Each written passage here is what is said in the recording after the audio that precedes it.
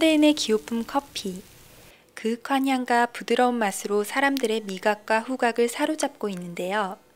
커피에 대한 인기만큼이나 그 궁금증도 많습니다. 과연 커피는 건강에 이로울까요? 해로울까요? 커피에 대해 잘 알아야 커피를 제대로 즐길 수 있겠죠? 커피에 대한 궁금증, 지금부터 알아봅니다.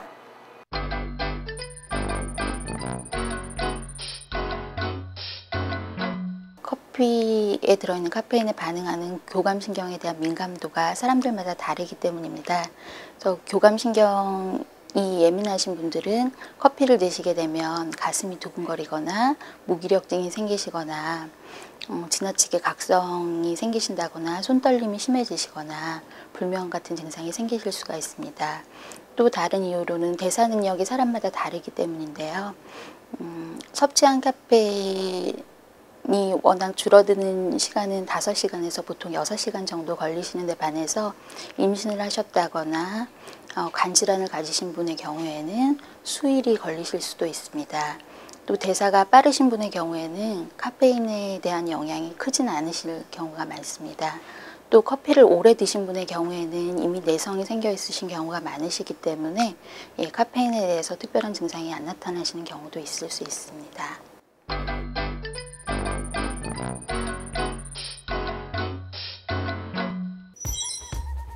커피는 종류에 따라 칼로리가 천차만별입니다.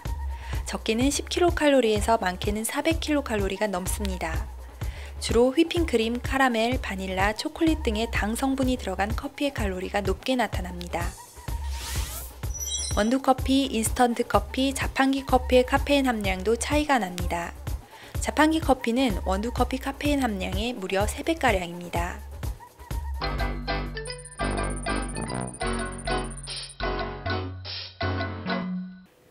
커피에 대한 연구들은 넘쳐납니다. 커피는 알코올성 간경변 위험을 줄여주는 효과가 있다고 합니다. 최근에 커피에 대한 많은 좋은 영향들이 보고되고 있습니다. 이전부터 커피는 그 잔틴이라는 성분으로 인해서 기관지 천식에 쓰이는 약재로 알려져 있기도 합니다. 그래서 기관지 근육을 이완시켜 주기 때문에 약간의 천식 기운이 있는 분들한테는 많이 도움이 되시고요. 특별히 두통 중에서도 편두통을 앓으시는 분들한테는 혈관에 대해서 작용을 하기 때문에 또 두통에도 좋은 효과를 보실 수 있습니다. 그리고 체중 감량을 위해서 쓰이는 성분 중에 하나로도 카페인이 들어가게 됩니다. 그래서 체중 감량을 원하시는 분들의 경우에도 많이 드시지 않는다면 특별한 해는 없으실 수 있고요. 위산이 자극되기 때문에 소화를 돕는 효과도 있으시면서 혈류량을 증가되어서 몸 전체적으로 손과 발이 찬 분들한테는 도움이 되시는 경우도 있습니다. 그리고 최근 보고에서는 커피를 드시게 되는 경우에 당뇨 위험이 감소되었다는 보고도 있습니다. 그래서 이 부분은 확증적인 것은 아니지만 참고로 하실 수 있는 부분이라고 생각하시면 되겠고, 그렇지만 당뇨가 있으신 분들의 경우에는 설탕이 들어가지 않은 원두 커피를 드시는 게 좋습니다.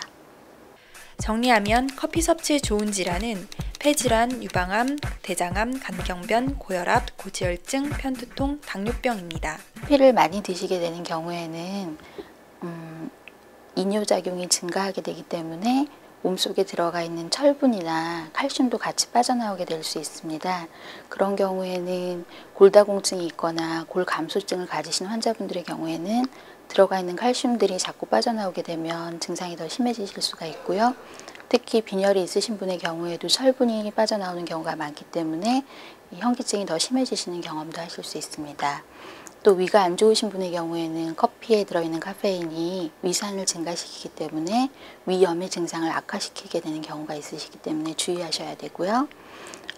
부정맥이 있거나 예민하신 분들의 경우에는 각성작용이 더 증가되기 때문에 행동이 더 많아지시거나 신경질적이 되실 수도 있습니다.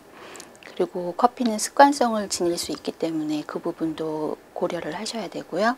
유아나 간 질환이 있거나 임신을 하신 분의 경우에는 대사가 오래 걸리는 경우가 많기 때문에 더 안 좋은 증상들이 나타나실 수가 있습니다. 특별히 임신 초기에 2잔 이상의 커피를 마시게 되는 경우에 있어서는 저체중의 출산이 많다고 보고가 되어 있습니다. 특별히 임신하신 분들의 경우에는 더욱 주의하셔야 합니다. 커피에 대한 의문점 어느 정도 풀리셨나요? 커피는 건강에 이롭기만 한 것도 해롭기만 한 것도 아닙니다. 이제부터 자신의 몸 상태에 따라 적정량의 커피를 섭취하는 건 어떨까요?